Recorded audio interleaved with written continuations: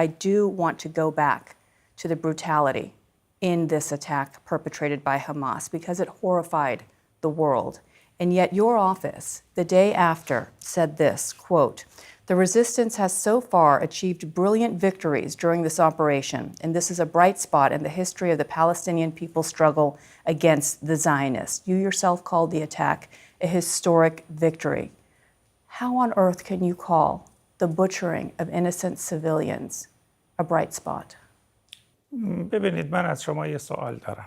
Let me ask you a question. Has Israel occupied Palestine or the other way around? The Palestinians occupying Israel. Which one is the occupied?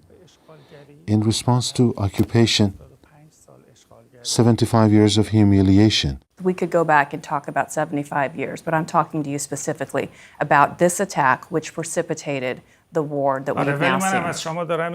I'm asking you specifically, what for the prevalent and extensive attacks against Gaza in killing of 7,000 women and children, why are you not saying both sides, the occupying side? Yes, we don't approve of the killing of the civilians.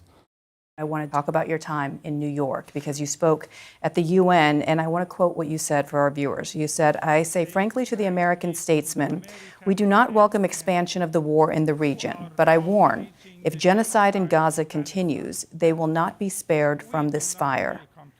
Is that a threat? Is Iran prepared, really, to go to war against the United States? ببینید ما به دنبال گسترش جنگ. We don't want this war to spread out.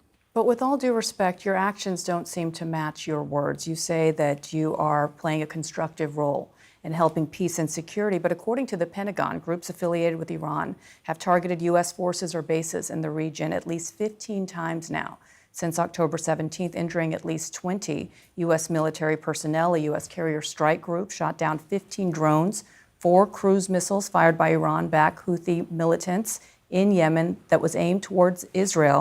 President Biden said this yesterday. He said, any attack that is carried out in the region, and if the U.S. interests are targeted by any group, linking into the Islamic Republic of Iran without offering any piece of proof is totally wrong.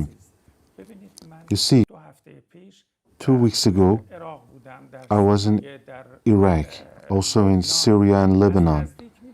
I could see up close and personal that the people of the region, they are very sensitive about the developments in the Palestine. They were angry.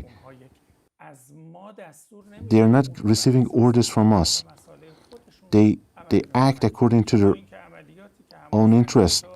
And also, what happened, what was carried out by Hamas, it was totally Palestinian. They decided to take responsibility for that.